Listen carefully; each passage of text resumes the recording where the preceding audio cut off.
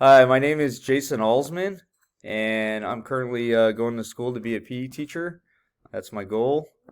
And things I like to do in my spare time is spend time with my family, and I like to go to the gym, and I like to do Brazilian Jiu-Jitsu. I'm currently a brown belt, two stripe, working to get my black belt.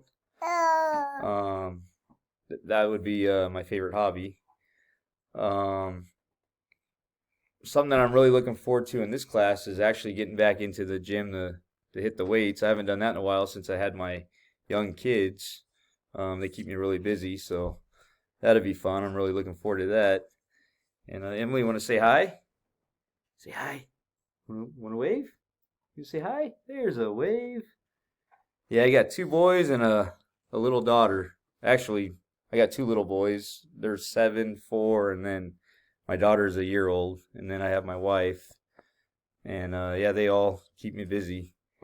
And that's about it. Thank you so much.